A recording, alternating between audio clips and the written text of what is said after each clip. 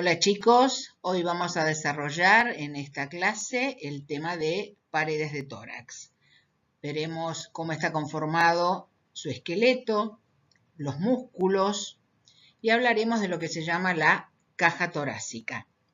Tengan presente que la caja torácica no es una estructura rígida, sino que los músculos y las articulaciones le dan una flexibilidad importante para poder cumplir con una de sus principales funciones, que es participar en la dinámica ventilatoria y colaborar en la respiración.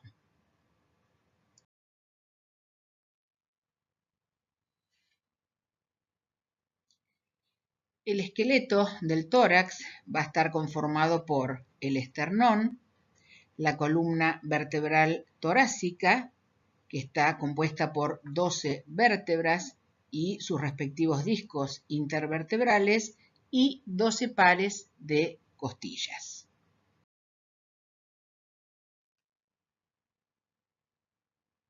Comencemos con el esternón.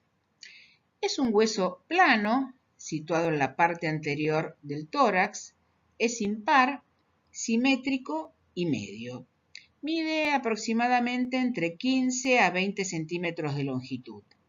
Es un hueso que fácilmente puede distinguirse y palparse sobre la superficie corporal en toda su longitud. Presenta 3 sectores.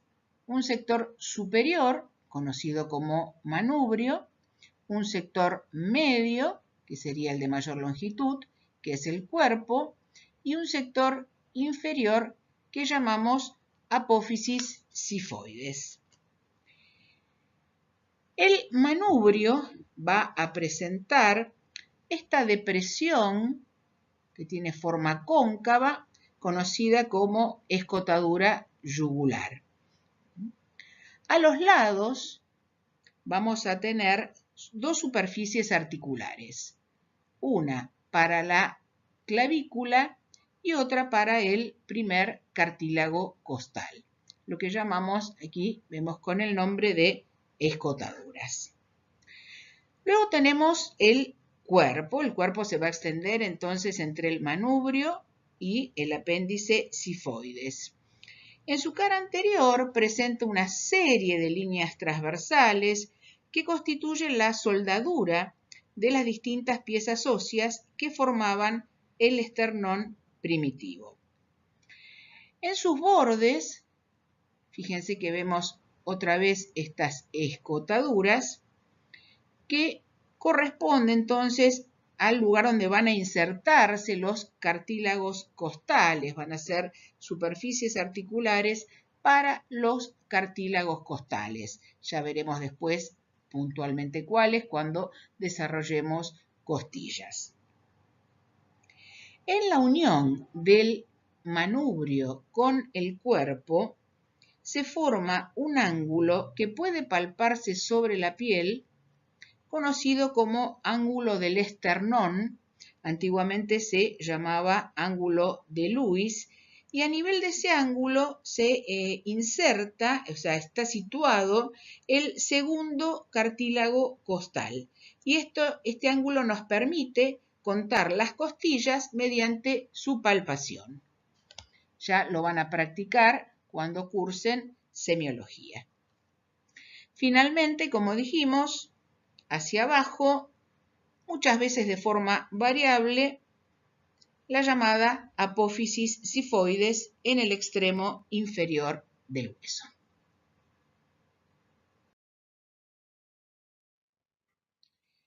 Otro componente del esqueleto de la pared torácica son las vértebras torácicas, las 12 vértebras torácicas que van a articular con las costillas.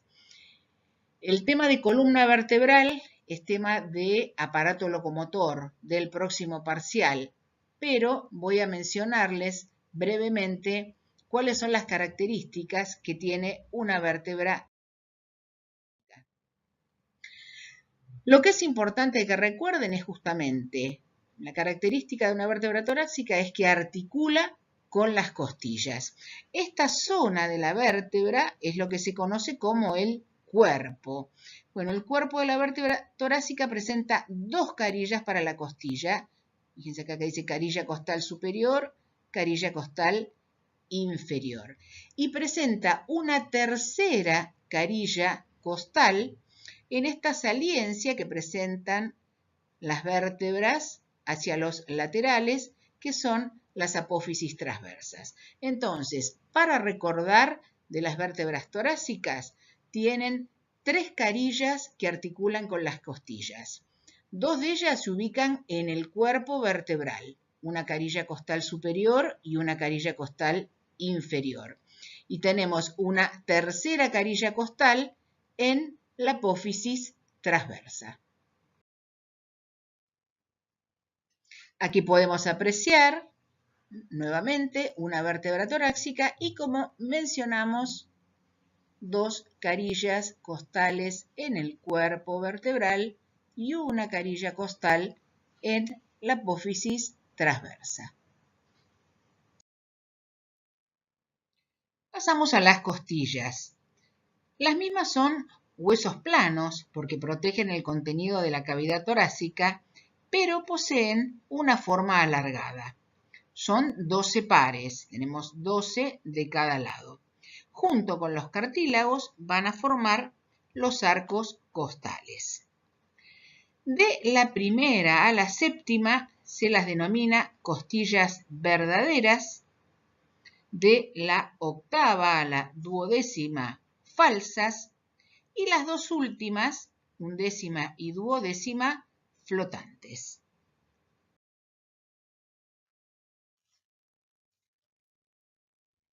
Aquí podemos apreciarlas.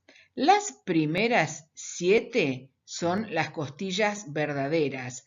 Cada una se articula de manera individual por medio de un cartílago costal con el esternón. Eso es de la primera a la séptima. Las siguientes 3 costillas, la octava, novena y décima, se encuentran unidas en forma indirecta a través de sus cartílagos a un cartílago que llamamos cartílago costal común, que va a articularse con el esternón. Se las denomina costillas falsas, como dijimos. En tanto, las dos últimas, undécima y duodécima, son también costillas falsas, pero al ser libres en su extremo anterior, sin ningún contacto con el esternón, se las conoce estas dos últimas como costillas flotantes. Como podemos ver, las costillas no son rectilíneas, van a presentar una dirección oblicua hacia abajo y hacia adelante. Van a articularse hacia atrás con los cuerpos vertebrales de las vértebras torácicas y con las apófisis transversas, y hacia adelante con los cartílagos costales, salvo las dos últimas, como dijimos, que por delante no presentan articulación alguna.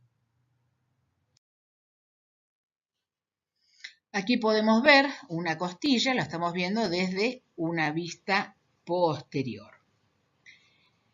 ¿Qué partes tiene una costilla? Bueno, vamos a tener una extremidad anterior, esta sería la extremidad anterior, que va a prestar inserción al cartílago costal correspondiente, un cuerpo, el cuerpo, que es alargado y curvo, y la extremidad posterior. El cuerpo va a presentar una cara externa que presta inserción a diferentes músculos de la pared torácica, de la región escapular y de la pared abdominal. Una cara interna y un borde superior y un borde inferior. Para recordar este borde inferior, donde nos encontramos con el llamado surco costal, que aloja al paquete vasculonervioso intercostal, que transcurre entre los músculos intercostales. Con respecto a la extremidad posterior, se va a subdividir en 3 partes, a saber, cabeza, cuello y tubérculo o tuberosidad. Tengan presente que la cabeza presenta las superficies articulares que le permiten a la costilla unirse al cuerpo vertebral correspondiente. Estas carillas se articulan con el cuerpo vertebral. En tanto, en el tubérculo o tuberosidad nos encontramos con una carilla articular que le permite unirse a la apófisis transversa de la vértebra correspondiente.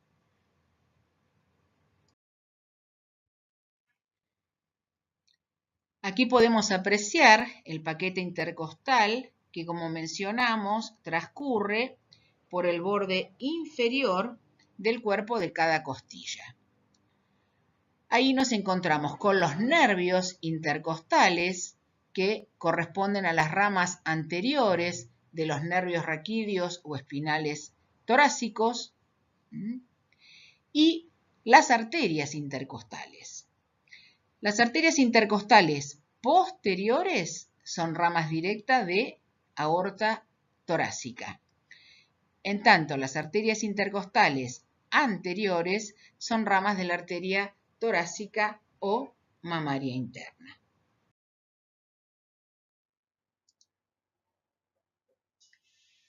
Bien, en esta imagen estamos viendo la primera y la segunda costilla que tienen características diferenciales con respecto al resto de las costillas. Nosotros habíamos mencionado que las costillas tenían una cara externa y otra interna, un borde superior y un borde inferior.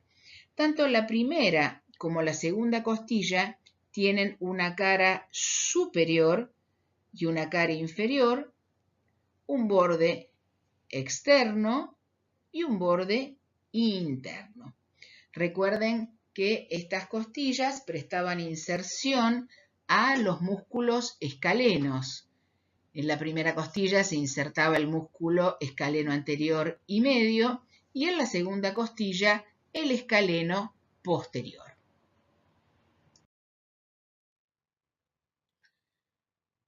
Bueno, con respecto a los cartílagos costales, tengan presente que son 10 pares, van a unir las 10 primeras costillas al esternón. Los 6 primeros del primero accesto son propios para cada una de las 6 primeras costillas. En tanto, al séptimo cartílago costal se le unen los cartílagos de las costillas octava, novena y décima, conformando lo que llamamos el cartílago costal común.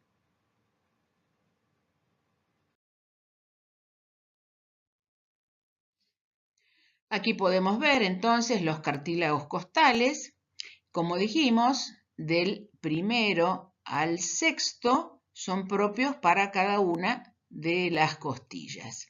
En tanto, al séptimo se unen los cartílagos de las costillas 8, 9 y 10, conformando lo que llamamos el cartílago costal común. De esa manera, los cartílagos unen las 10 primeras costillas al esternón. Recordemos que las dos últimas, la undécima y duodécima, no articulan con el esternón y las llamábamos costillas flotantes.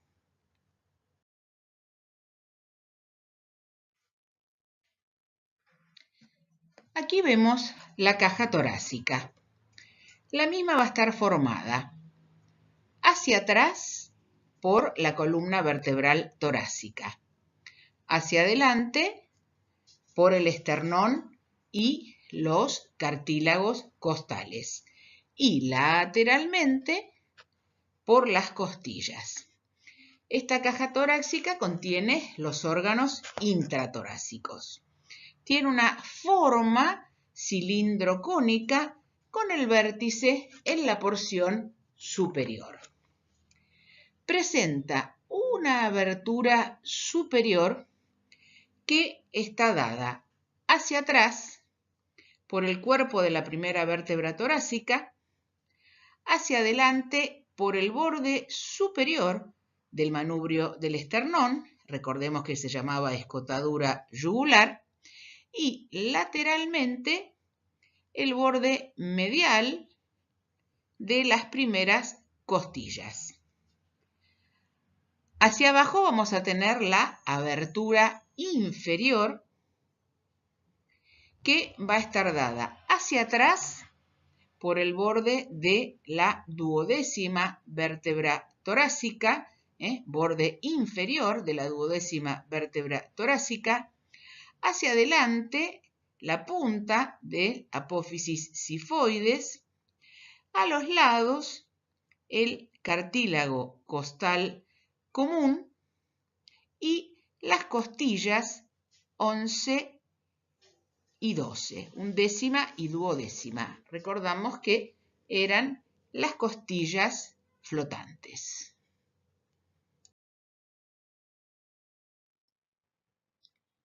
Pasemos ahora a hablar de las articulaciones. En primer lugar, las articulaciones que tenemos entre las costillas y la columna vertebral torácica. Ahí vamos a tener, por un lado, las llamadas articulaciones costovertebrales, donde articula la cabeza de la costilla, ¿sí?, con dos cuerpos vertebrales.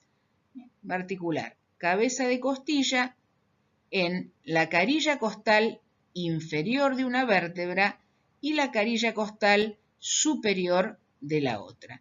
Ahí pueden ver cómo cada costilla va a articular en dos vértebras torácicas, una en la carilla costal inferior y otra en la carilla costal superior. Ese es un tipo de articulación que ya está dentro del grupo de las diartrosis y la podemos llamar articulación artrodia o plana.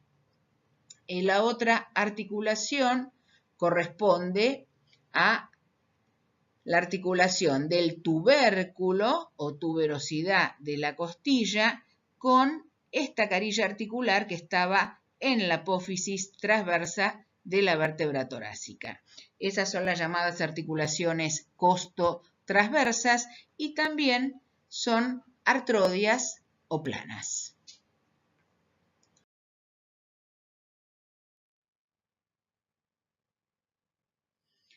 Luego tenemos las articulaciones condroesternales, o sea, entre los cartílagos costales y el esternón, también son artrodias o planas. Este tipo de articulaciones planas solo presentan un movimiento de deslizamiento. Y después nos queda esta articulación que va a estar dada por el manubrio del esternón, el primer cartílago costal y la clavícula. Esa articulación la llamamos esterno-condroclavicular. Por un lado, la articulación entre el esternón y la clavícula es una articulación de tipo celar o encaje recíproco que para moldar mejor una superficie articular con la otra presenta lo que llamamos disco articular o menisco. Más la articulación entre el manubrio esternal y el primer cartílago costal, que en este caso se trata de una sincondrosis, una articulación cartilaginosa. Esa es la llamada sincondrosis esterno-costal.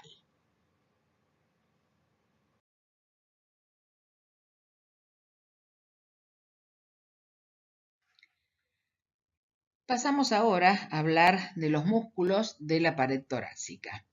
Se van a dividir en tres regiones: anterolateral, costal y diafragmática. En la región anterolateral vamos a encontrar los músculos pectoral mayor, pectoral menor, subclavio y el serrato anterior, también conocido como serrato mayor.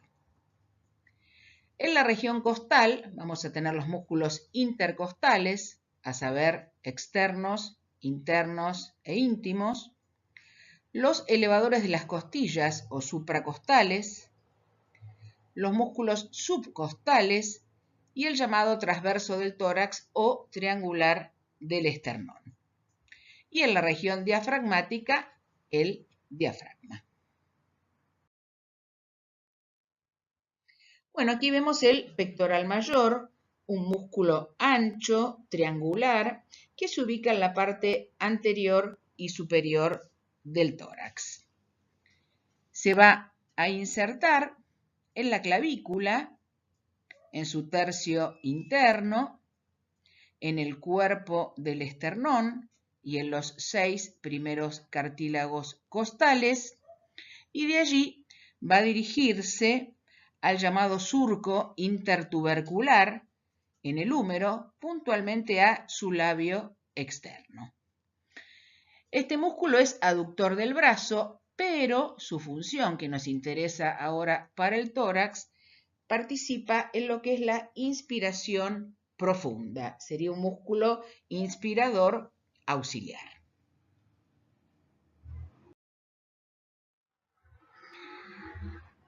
En esta imagen, ahí volvemos a verlo, músculo pectoral mayor, y por debajo de él, ahí podemos ver el pectoral menor y el subclavio.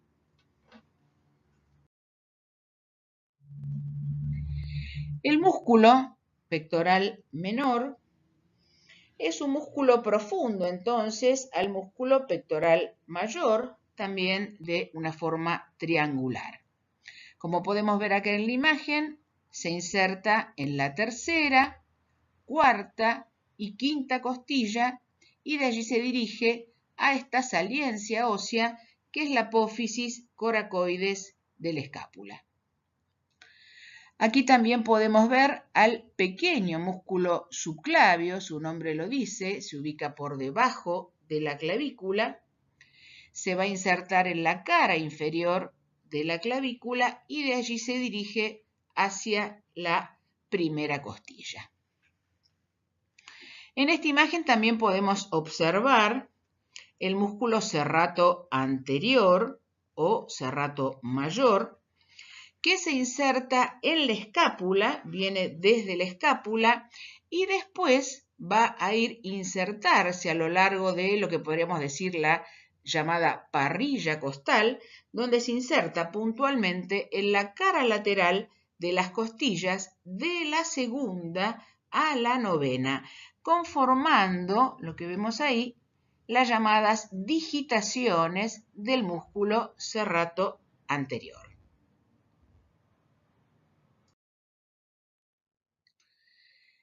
El pectoral menor desciende el hombro junto con el músculo subclavio, pero para la función que nos interesa ahora como músculo de la pared torácica, eleva las costillas participando en la inspiración profunda. Ahí lo vemos coloreado. Tanto pectoral mayor como pectoral menor va a estar inervado por ramas colaterales del plexo braquial.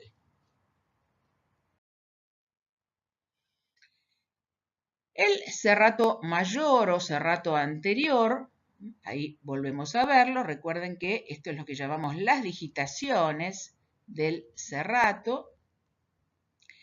Este músculo va a elevar las costillas, participando por lo tanto en la inspiración profunda.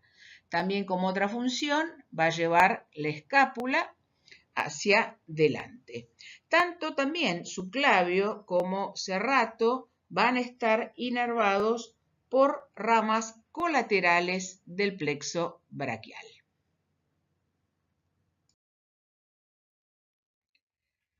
Pasamos a los músculos de la región costal, donde los más importantes son los músculos intercostales. Estos se denominan así porque ocupan el espacio comprendido entre las costillas y los cartílagos costales. Y por cada espacio existe un músculo intercostal externo, uno interno y otro que llamamos íntimo. Estos músculos se encuentran superpuestos en diferentes planos y van a estar inervados por los nervios intercostales. Aquí en esta imagen, allí podemos ver, en este caso, estos son los intercostales externos. Estos se van a insertar en los bordes superior e inferior de las costillas adyacentes. Se extienden desde la articulación costo-transversa hasta el comienzo del cartílago costal. En tanto, los intercostales internos ocupan solamente la parte anterior del espacio intercostal. Aquí en esta imagen podemos observar el espacio intercostal y allí los tres músculos: intercostal externo, intercostal interno y el llamado intercostal íntimo. Este último es un desdoblamiento más profundo de los músculos intercostales internos determinado por los vasos intercostales, como podemos ver allí en la imagen.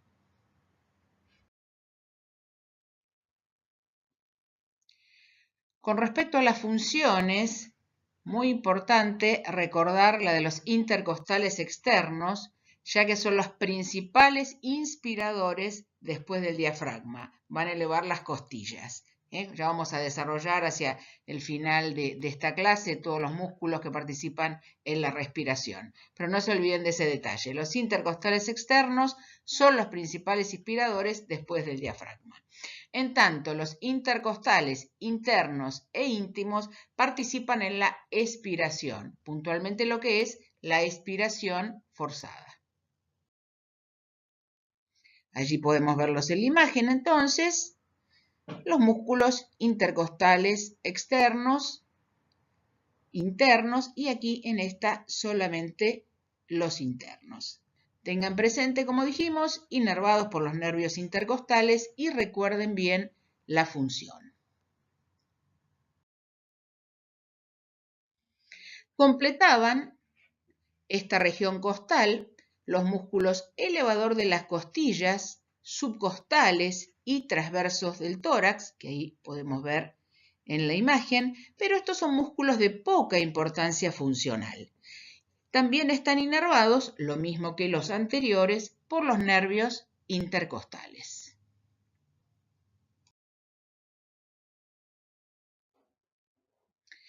Llegamos al diafragma. El mismo es un tabique músculo tendinoso que separa la cavidad torácica del abdominal. Es el principal músculo inspiratorio, no se olviden de eso. Y normalmente se contrae entre 15 a 20 veces por minuto. Aquí podemos verlo coloreado. Recuerden que es un músculo impar, el diafragma, y como dijimos, forma un tabique que separa el tórax del abdomen. El diafragma presenta dos cúpulas. Esta es la cúpula derecha y esta es la cúpula izquierda. Como pueden ver, la cúpula derecha es más alta que la izquierda y eso ocurre por la presencia aquí abajo del hígado. Bueno, en este pequeño video podemos observar el funcionamiento del diafragma. Dijimos que era el principal músculo inspirador. Fíjense que durante la inspiración el diafragma desciende. Al descender se elevan las costillas inferiores y eso aumenta las dimensiones del tórax. Ahora, durante la expiración, el diafragma se relaja y asciende en la cavidad torácica.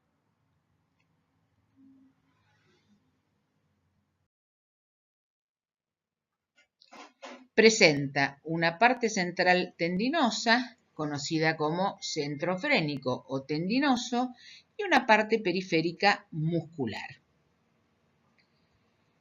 El centro frénico clásicamente se dice que tiene forma de un trébol de 3 hojas o folíolos. Esos folíolos serían anterior, izquierdo y derecho. Ahí lo podemos observar en la imagen. Este sería el centro tendinoso y esta la parte periférica muscular.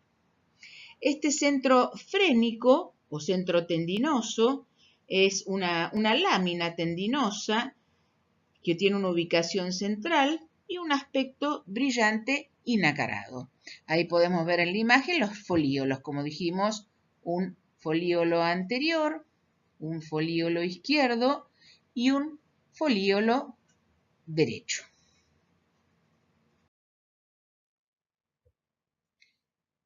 La parte periférica muscular presenta tres porciones, a saber, una porción external que va a insertarse en la apófisis sifoides, una porción costal que se inserta en los 6 últimos arcos costales y la llamada porción lumbar. Las fibras de esta porción lumbar forman dos haces, los llamados pilares derecho e izquierdo del diafragma. El pilar derecho se inserta en las vértebras L2 y L3, en tanto el pilar izquierdo en L1 y L2, siendo más corto. Ojo que eso pueden preguntar. Recuerden, el pilar izquierdo es más corto que el pilar derecho.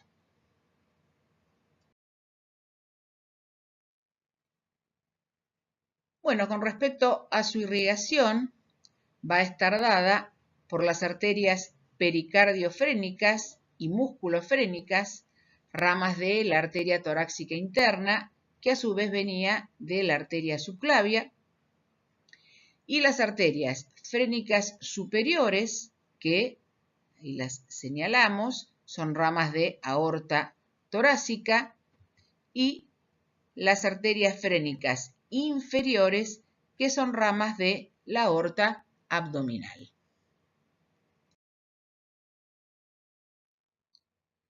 Con respecto a la inervación, este músculo que funciona automáticamente va a estar inervado por los dos nervios frénicos. Recordemos que los nervios frénicos nacen del plexo cervical profundo. Recuerdan que en el cuello pasaban, como vemos allí, por delante del músculo escaleno anterior. Luego se deslizan entre la arteria y la vena subclavia, van a recorrer el mediastino, ahí lo tenemos señalado con la flecha negra, y alcanzan el diafragma. Esa es la inervación principal, la que no pueden olvidar. En forma accesoria reciben también inervación de los 6 últimos nervios intercostales.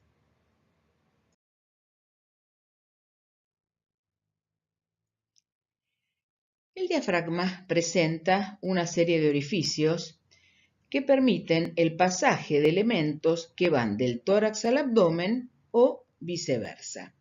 Se distinguen 3 orificios principales, para la vena cava inferior, para el esófago y para la aorta. Esa es la disposición de adelante hacia atrás. El foramen de la vena cava inferior, más atrás el hiato esofágico y el más posterior el hiato aórtico. En esta vista estamos viendo, ¿sí?, la cara torácica del diafragma. Es una vista superior y ahí podemos observar estos 3 agujeros principales. El primero de ellos, el de la vena cava inferior, que va a estar situado en la unión de los folíolos anterior y derecho del centro tendinoso o del centro frénico. Tiene una forma redondeada. Inmediatamente más atrás, el hiato esofágico, que está ubicado por delante del hiato aórtico. Es enteramente muscular y sus bordes son gruesos. Y el que observamos más posterior, el hiato aórtico, que es un orificio limitado por los dos pilares, derecho e izquierdo, hacia ambos lados. Se va a ubicar justamente por delante del cuerpo de la 12ª vértebra torácica.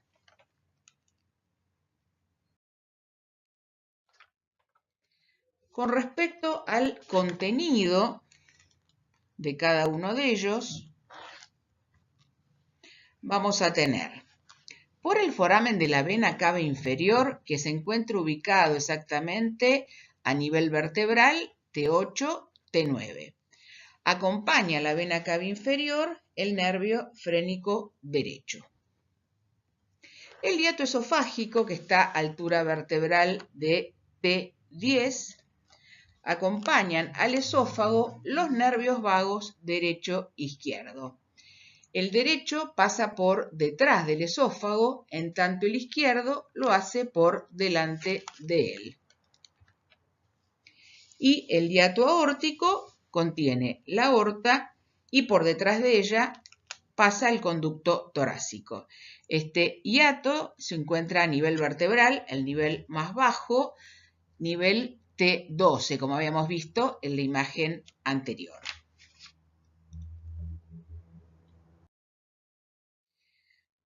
Aquí vemos una vista inferior del diafragma, lo estamos viendo desde la cara abdominal. Volvemos a apreciar estos tres orificios, el foramen de la vena cava, el hiato esofágico y el hiato aórtico. Esos son los principales, pero también hay pequeños orificios accesorios. Así vamos a tener un pequeño orificio por donde pasa el tronco simpático, un orificio para la vena lumbar ascendente y otro para el nervio esplácnico mayor. Estos son orificios accesorios. Bueno, ya para ir finalizando, vamos a hacer un resumen de los músculos de la respiración, cuáles se usan en inspiración, cuáles en expiración y cuáles son los movimientos de la pared torácica. En la respiración normal, en reposo, para la inspiración utilizamos el diafragma, recuerden, principal músculo inspiratorio, más los músculos intercostales externos. La inspiración normal moviliza alrededor de medio litro de aire. La expiración es pasiva, es sin intervención muscular. Está dada por la misma elasticidad del pulmón. En tanto, ya una respiración forzada, vamos a agregar más músculos. En la inspiración forzada participan el diafragma, los intercostales externos, estos se mantienen, y agregamos los músculos pectorales, el serrato mayor o anterior, los músculos escalenos y el esternocleidomastoideo. En tanto, la expiración forzada exige la contracción de los músculos de la pared abdominal y los intercostales internos.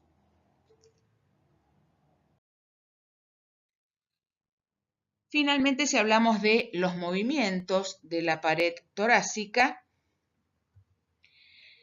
tengan presente que durante la expiración, los extremos anteriores de las costillas descienden, como tenemos ahí señalados por la flecha, y el diámetro transverso del tórax disminuye. En tanto, en la inspiración ocurre lo contrario. Los extremos anteriores de las costillas ascienden y el diámetro transverso del tórax aumenta.